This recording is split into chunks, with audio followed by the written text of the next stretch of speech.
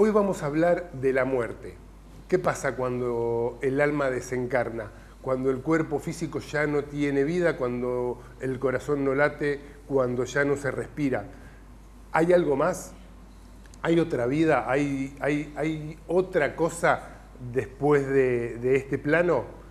Para ello nos visita el doctor Jorge Guareschi, que nos va a dar su concepto desde la psicología, y Edgar Ezequiel Espíndola, profesor de psicología y terapeuta holístico, que nos va a dar su mirada desde esa cuestión holística. Buenas noches, ¿cómo están? Gracias por volver. Realmente los temas que estuvimos tocando anteriormente tuvieron muy buena repercusión, muy lindo. Bueno, y hoy un tema controversial tema tabú y profundo. Tema agrio muchas veces, en otras veces algo dulce, algo que genera un deseo, algo genera un pánico, otra vez la muerte genera una ira, un enojo, ¿no? Una mezcla de sentimientos, pero es un tema interesante, un tema tabú. Pero ahora vamos a meternos más de lleno, así que gracias a vos. Y la incertidumbre de no saber qué hay, eso genera un miedo. Exactamente, genera un miedo, genera muchas preguntas, pero en otras personas genera más afirmación, ¿no? Depende del punto de vista o depende de dónde nos paremos. Recordemos que el tema de la muerte o el tema de la muerte, la vida después de la muerte, siempre ha sido algo codiciado, investigado durante largo tiempo en la historia de la humanidad. Por ejemplo, ha fascinado a los filósofos, a los científicos, a los artistas, a las personas de sentido común, y durante todos los siglos siempre de alguna u otra manera la muerte apareció como un tema central, ¿no? Siempre se ha hablado del alma fuera del cuerpo, la mente fuera del cuerpo, la reencarnación, los espíritus, los ángeles. En definitiva, siempre se ha charlado sobre este tema y es algo complejo, ¿no? Complejo, y hay muchos puntos de vista. Sí, la tanatología, que es el tratado, no olvidemos que Tánatos representa la muerte. Tánatos en la antigua Grecia es el dios de la muerte, ¿no? Así como Eros era el dios de la vida, Tánatos era el dios de la muerte, y como esos dos grandes impulsos o fuerzas existentes dentro de lo nuestro, ¿no? El tema de los impulsos tanáticos y estas pulsiones de muerte versus las pulsiones eróticas o pulsiones de vida. La tanatología precisamente es el tratado de la muerte. Logos, logía viene de logos, que significa tratado, ¿no? Este tratado acerca de la muerte es un tema tan amplio, un capítulo tan amplio, porque está basado esencialmente en elucubraciones, en hipótesis, porque si nosotros nos ponemos a pensar en forma científica, por lo menos, ¿quién ha retornado de la muerte, ¿no? Más allá de aquellas personas que cuentan, bueno, experiencias más allá de la vida y todo lo demás, Víctor Sueiro, entre otros, ustedes se acuerdan. Sí. Bueno, ¿y cuántas personas han, Luis Hay con todas sus teorías, cuánta gente se ha encargado de desarrollar tantas hipótesis que en realidad nunca fueron comprobadas? Porque nadie volvió de ese instante donde fue comprobada científicamente la muerte, ¿no? Por lo tanto, es lo que vos planteabas anteriormente, Juan, con respecto al tema de la muerte, que nos habilita la gran pregunta de tres palabras. ¿Hay algo más? ¿Hay algo más allá de la muerte, después de este final que yo por lo menos creo, por lo menos desde mi punto de vista, estoy convencido que la muerte no existe como tal, más allá de ser un invento, una invención del ser humano?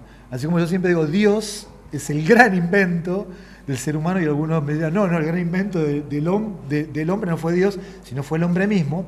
Acá la muerte y todo lo que representa fue una invención, en fin, del hombre. Y habilita esta gran pregunta, el tema de ¿hay algo más? Tres posturas. La postura científica te dice, no hay nada más. La vida comienza con el nacimiento, hay un desarrollo vital y termina precisamente con este hecho que es la muerte. Después se habilita la cuestión religiosa y dice, no, aparte de la vida, hay un paraíso, hay otra vida, y mientras más sufras o más culpas y más cargues la cruz, más asegurada vas a tener tu otra vida. Y después la posición agnóstica, ¿no? La posición abierta de decir, bueno, no sé, tengo dudas, no sé qué hay más allá de todo y después de todo esto, ¿no? Edgar, ¿y qué dice la ciencia de la muerte? Interesante la pregunta. Bueno, la ciencia al principio de la humanidad, bueno, cuando estaba mezclado con la filosofía en la época de los griegos, que no estaba muy marcado que era ciencia, que era filosofía, pero que era una confluencia, en esa época estaba muy interesado. le llamaba mucho la atención si había una vida después de la muerte, lo que se llama el estado post-mortem, qué pasaba, le interesaba mucho el tema del alma, había muchos rituales y había mucho interés. Actualmente, después de la Edad Media, la ciencia se mantiene en una posición más marginal, un poco escéptica. No cree tanto en que haya una vida después de la muerte, al menos en grandes rasgos, ¿no? La gran tajada de la ciencia lo rechaza y se podría decir que no tiene explicación con respecto a si hay algo después de la muerte. Y los pocos que dudan consideran que lo que pasa después de la muerte se debe más que nada a una falta de oxígeno en el cuerpo, un estado de trance donde la persona puede alucinar mientras que se está muriendo que el alma sale del cuerpo, o por ahí se dice que la inyección o cuando la duermen a la persona, eso produce que las personas crean que el alma sale, que después vuelve. Entonces, vos fíjate que le buscan un argumento más científico, digamos, o empirista, y no creen realmente que la mente sale o que el alma sale del cuerpo, y mucho menos que vuelve, ¿no? Entonces, esos son argumentos, por lo general, los que más se notan para que esté de forma más despectiva con respecto a lo que hay después de la muerte, ¿no? Entonces, en síntesis, ellos creen que hay una especie de muerte térmica al universo. Es similar. El ser humano, cuando muere, es igual a lo que va a pasar en un futuro, que el universo se va a apagar totalmente. Entonces, es como que estamos hablando de una misma moneda, ¿no? Donde las dos caras termina siendo una finalización total. Pero hay una posición mínima de la ciencia donde se demuestra un poco más, se diría, más creyente. Por ejemplo, hay un psiquiatra que se llama Bruce Grayson, donde él hace mucho estudio y él es padre de la investigación de la experiencia extracorporales, y donde él demuestra que hay un montón de personas cuando están al borde de la muerte, él hace todo el estudio. El alma sale, el cuerpo sale, la mente sale del quirófano, observa y después vuelve. Es un fenómeno que a él lo ha sorprendido, le ha llamado mucho la atención, él y su grupo de investigación. Entonces, él plantea un montón de estas investigaciones y él quiere llevar a la ciencia a demostrar que hay vida después de la muerte, ¿no? Pero, como dije, la gran tajada de la ciencia lo rechaza, y hay una minoría que mantiene un equipo de estudio continuamente y está intentando demostrar que hay vida después de la muerte. ¿Por qué? Sí, vuelvo a las tres respuestas posibles frente a hay algo más, ¿no? Que son pocos los científicos, especialmente los científicos duros, que creen en que hay algo más. Cómo es la otra vertiente habilitante de la religión y que da nacimiento a la religión, que sí te aseguran que hay algo más, lo cual da cierta tranquilidad, cierta seguridad, cierta tranquilidad farmacológica, ¿no? Que te digan, bueno, después de esto hay algo para siempre. El tema es por qué pretendemos esto, ¿no? Pretendemos esto porque el tomar conciencia de la muerte nos angustia, y nos angustia muchísimo.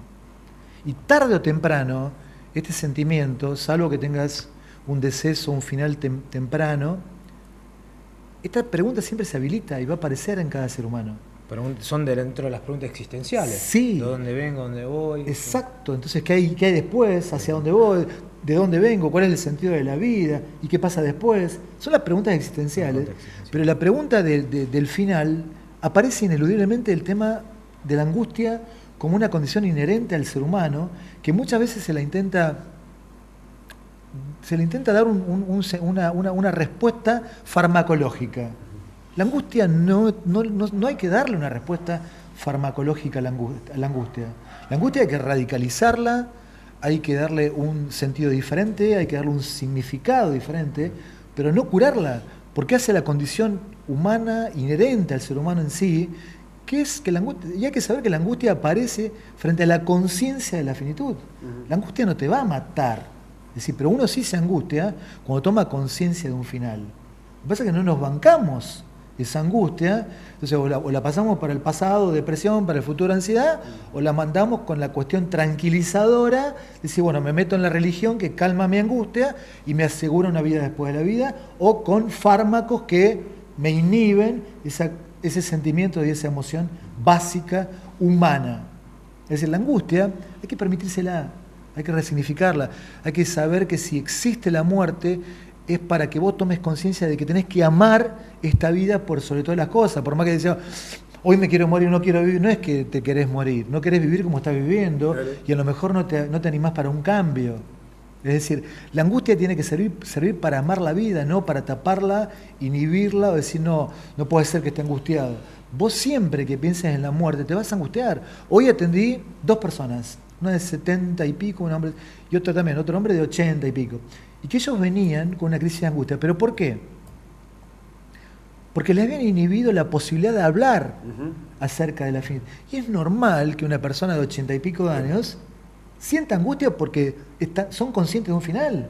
Entonces los familiares que le decían, no hables pavada, no pienses de tontería. Y la persona sabe que tiene 80 y pico de años, que se va a morir y que está cerca del final biológico. Y Juanjo, es importante que la muerte se pueda hablar, ¿no? Que se pueda tocar aunque duela, ¿no?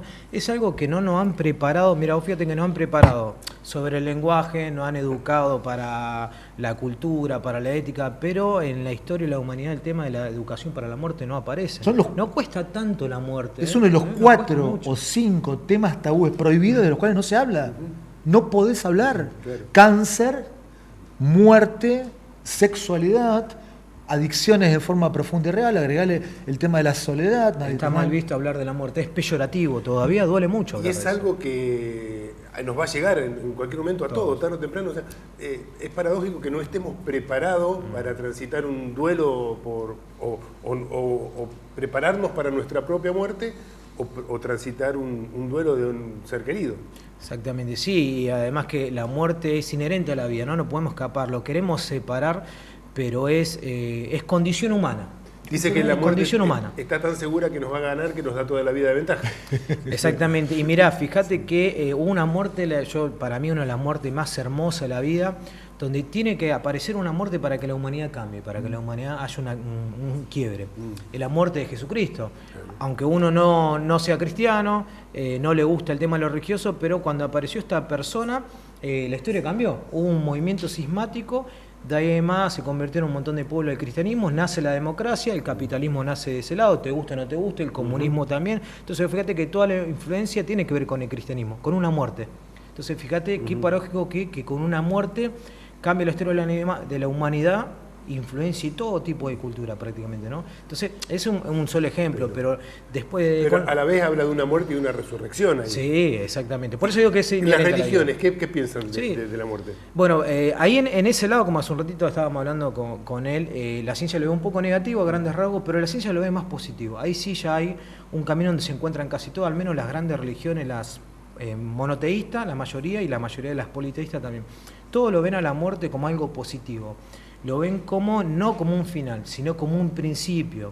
Lo ven como el principio de una nueva vida y lo ven como una especie de metamorfosis, como una transfiguración, como le pasó también a Jesucristo, que ahora voy a nombrar un caso, pero lo ven como algo positivo a la muerte.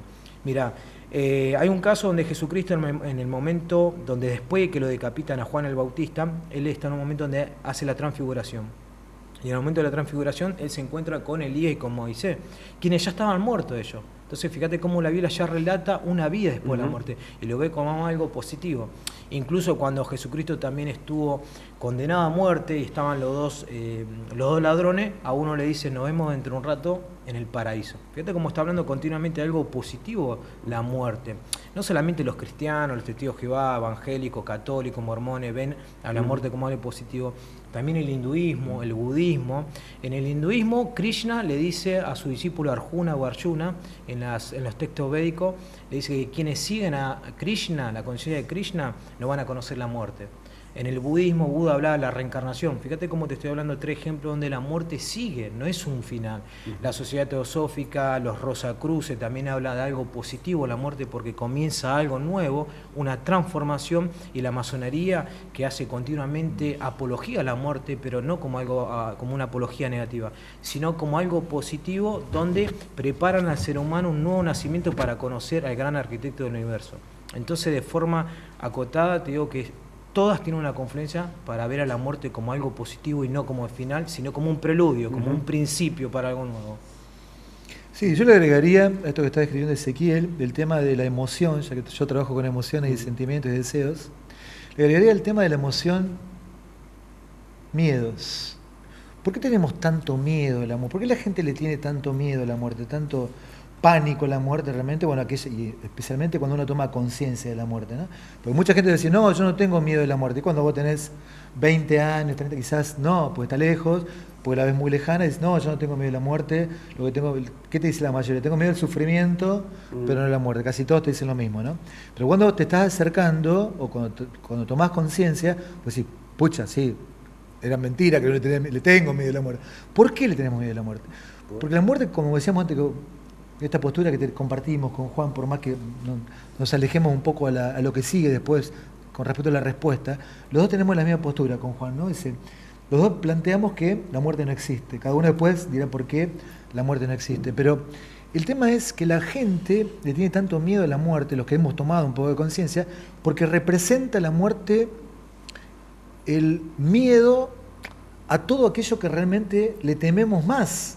Como es el tema, por ejemplo, del abandono o de la soledad. Es decir, no hay nadie más abandonado, más en soledad que una persona muerta, que un muerto. Es decir, le tenemos pánico o miedo al deterioro físico y no hay nadie más deteriorado físicamente que un cadáver, que una persona fallecida. Es decir, vos te das cuenta que va el rechazo, la exclusión, la soledad, el deterioro físico. Es decir, todas cuestiones que están vinculadas a los temores más profundos del ser humano, el no contacto, y que realmente representan a una persona fallecida. Absolutamente. Por eso le tenemos tanto miedo al tema de la muerte, porque representa todos los temores más profundos juntos. Pero fíjate qué paradójico que el ser humano le tema a la muerte, pero no tanto a la propia, Exacto, sino a un ajeno. exacto. Cuando se muere mi papá, mi hermano, mi novia, mi esposa, a ese miedo de la muerte. Por eso Martin Heidegger hablaba de la existencia inauténtica. La muerte siempre es de los demás, pero nunca es la mía. ¿Sí? Cuando habla del Dasein, es decir, la muerte siempre es la del otro, lo que le pasa siempre es al otro hasta que me toca a mí, ¿no? Eso lo decía Martin Heidegger. Pero, ¿en qué consiste el dolor de la muerte del otro? ¿Qué es lo que me duele? ¿Qué es que el otro ya no puede disfrutar de la vida o lo que yo extraño? Siento que es algo hasta egoísta, ¿Sí? ese dolor. Sí, porque totalmente. el dolor propio es que yo extraño abrazar, el contacto, el diálogo, la charla, el estar con el otro. Yo creo que está buenísimo lo que estás diciendo. Pero yo creo que esto me parece que habilita algo muy interesante, un planteo que es decir, bueno, esto que va a mi afecto posesivo, a mi afecto de propiedad, que esa persona que se muere ya no está, entonces pierdo algo mío, o pierdo algo a lo mejor que para mí, ¿no? Que tendría un sentido mayor, que pierdo un entre que nunca más va a existir, que fue la relación que yo tenía con esa persona y que sí creo que hay que duelar. Claro. ¿Sí? Porque yo creo que cuando una persona fallecida muere, o hay algo, o una pérdida de cualquier tipo, yo creo que se pierden dos cuestiones. Se pierde esa persona que ya no está más, y se pierde también un entre que nunca más va a ser igual que otra relación con otra persona. Claro. Ese entre es ese vínculo, esa relación, que nunca más la vas a tener con nadie.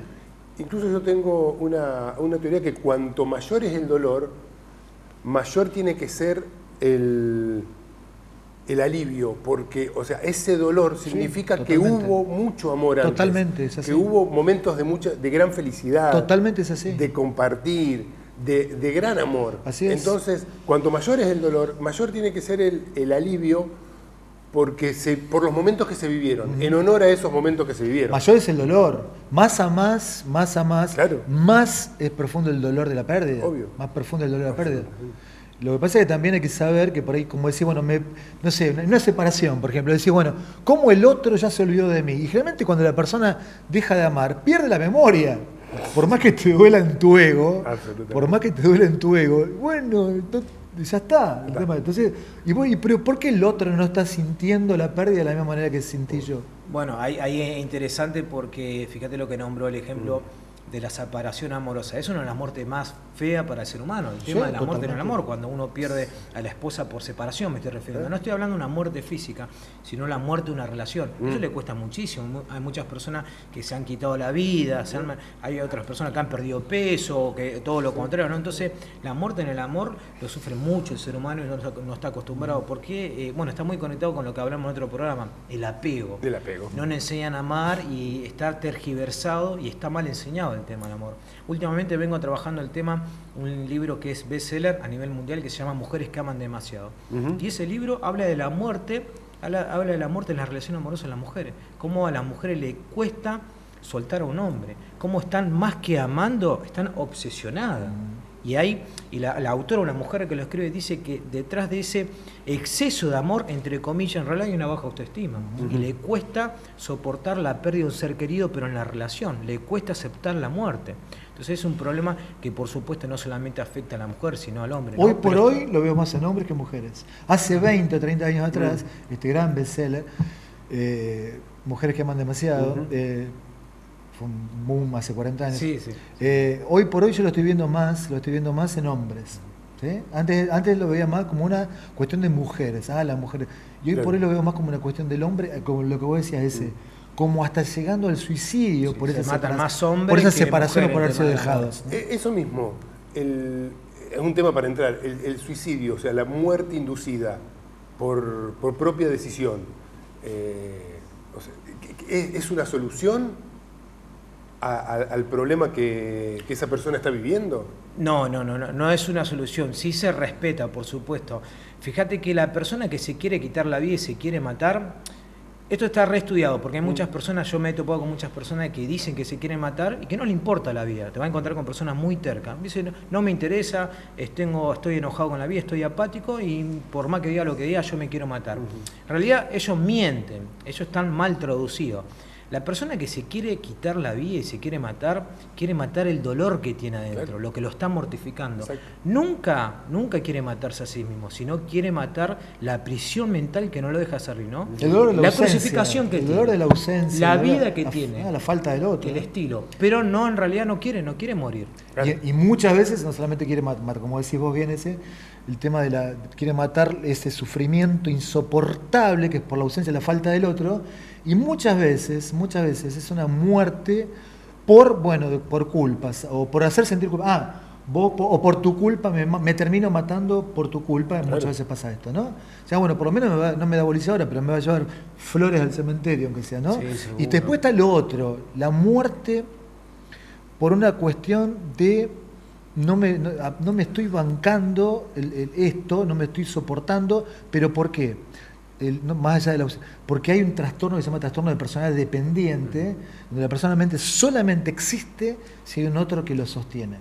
Si no es tan simple el tema, no es se mató por una cuestión de culpa, como puede ocurrir para culparlo al otro en forma inconsciente del malestar, o por una simple ausencia donde yo no me hago, sino también que responde muchas veces a algo muy profundo que se llama trastorno de personalidad. Hay 10 tipos distintos de trastorno de personalidad, una de esas es el trastorno de personalidad dependiente, que para mí son los más graves, porque te puede llegar al suicidio si vos no lo conocés esto y no estás preparado para soportar una pérdida, por ejemplo. Sí, y lo último, Juan, no sé si iba a decir algo, la persona que se quiere automatar, o el suicidio, no es casual, no es aleatorio, no llega así porque sí. Siempre se descubre que detrás de esto hay un cáncer familiar, un cáncer mental, me refiero, transgeneracional. Es un tema muy, muy rico para hablarlo, pero viene con mucha carga, un inconsciente familiar muy pesado, que se viene arrastrando de generación en generación hasta que cae en esa persona y viene a ser el síntoma que habla de toda la familia y bueno, hasta que se quita la vida, ¿no? Se apaga las luces de la vida completamente y es una pena, ¿no? Sí, el suicidio es un tema para un programa aparte. Totalmente aparte. Quiero una palabrita con respecto al tema de lo que representa la muerte en algunas culturas, como la nuestra, o cómo te gustaría morir. ¿Y viste qué es lo que te responde la mayoría de la gente? La mayoría de la gente en nuestra cultura, en nuestra sociedad, no sé si lo había escuchado Juan, pero Ezequiel dice, no, yo quiero quedarme dormido y morirme. No despertar más. No despertar. Y por algunas culturas originarias, por eso no hay que decir aborigen porque está fuera del origen, sí. Sino algunas culturas originarias, esto es lo peor que les puede pasar.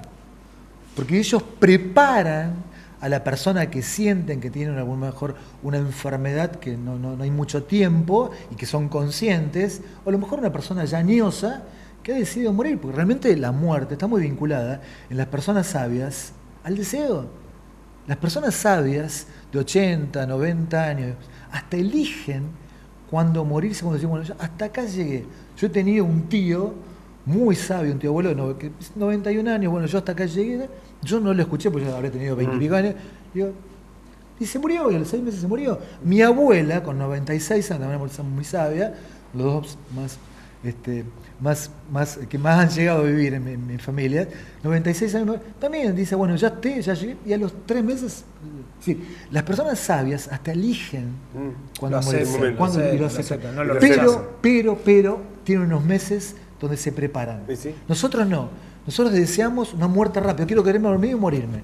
Hay otras culturas que para esto es una tragedia. Y para nosotros, a lo mejor una tragedia, una persona que tiene, no sé, unos meses, a lo mejor un cáncer, pero demasiado extendido, no me gusta decir la palabra terminal porque es horrible, pero a lo mejor un cáncer demasiado extendido, donde está comprometido, avanzado, su 90% de su cuestión corporal, y que sabemos, desde el punto de vista que es muy difícil científicamente revertir un cuadro donde el cuerpo está tomando un 80 o 90%. Y entonces por ahí, esa persona dice, bueno, no, en ciertas culturas, esto es lo mejor que le puede pasar, porque se preparan para ese final, que es un final que nos va a tocar a todos. Y hay culturas que lloran el nacimiento y celebran la muerte. Sí, algunas regiones de México, algunos pueblos lo festejan.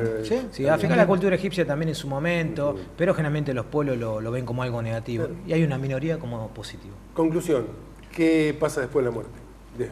¿Qué pasa después de la vida? Porque tiramos varios puntos de vista, ¿no? Yo me acerco más. Vamos a lo personal. Sí, lo digo rápido. Tú personal. Y yo creo que después de la muerte hay un Armagedón. Me acerco mucho a la cultura cristiana, por más que me guste mucho la budista, pero en esa creo más. No creo tanto en la reencarnación y considero que después del Armagedón algunos quedan en una especie de castigo y otros se les espera el paraíso eterno. Quizá estoy muy influenciado por los testigos de Jehová, los evangélicos, me ha gustado mucho la lectura de ellos, entonces creo en un paraíso eterno para los que lo siguen, ¿no? ¿Y crees en un infierno? O sea, sí, un castigo. Por eso dije Armagedón. Sí. ¿Por qué? Personal, soy muy científico, ya me conocés, Juan, sos mi amigo hace muchas décadas, sos mi amigo y sabés que soy muy científico, pero la cuestión científica tampoco me cierra totalmente, decir, bueno, ya está y no hay nada más. Yo le doy un sentido trascendental a la muerte y creo que uno trasciende muchas obras. Reaparecemos en otras vidas. Para mí muchas más. No me cierra la postura científica, bueno, ya está y se cerró todo. Tampoco me cierra tanto la cuestión religiosa, hay un cielo, hay otra vida. Sí me habilita la pregunta de algo más, no sé, para mí la muerte es una apertura. Entonces digo, me quedo con esta postura filosófica, da origen a la filosofía, para esto, la cuestión casi agnóstica, no sé. Entonces me permito la pregunta, no sé. Bueno, Juan, ¿qué pasa contigo? Yo en mi visión siento que la muerte no existe, que lo que es una farsa es esto, lo que estamos viviendo acá en este plano. ¿Somos espíritu en un cuerpo biológico? Somos un alma viviendo una experiencia humana, somos seres de luz, energía divina viviendo una experiencia humana. Y cuando desencarnamos, volvemos a ser uno, o sea, nosotros acá estamos divididos, somos células de este gran planeta y parte de este gran universo donde vivimos cada uno su experiencia, pero en realidad somos todos uno. Cuando logramos entender que lo que le hago al otro me lo hago a mí, ahí va a empezar a cambiar la humanidad. Y cuando desencarnamos volvemos a nuestra esencia. Lo único que, o sea, dejamos este cuerpo físico, dejamos de vivir esta experiencia, volvemos a nuestra esencia, haremos un análisis de lo que hicimos en este plano, no creo en premios en castigo, pero sí en karmas, y en la próxima vida, bueno, repararemos los daños que hemos hecho en esta. Buenísimo. Muy cercano a la reencarnación. Yo creo en la reencarnación y que vamos transitando vida tras vida. Buenísimo, linda postura. Muchísimas gracias por esta teoría. Bueno, y dentro de 15 días nos volvemos a encontrar con otro tema muy interesante. Así será. Perfecto. Gracias. Gracias a ustedes.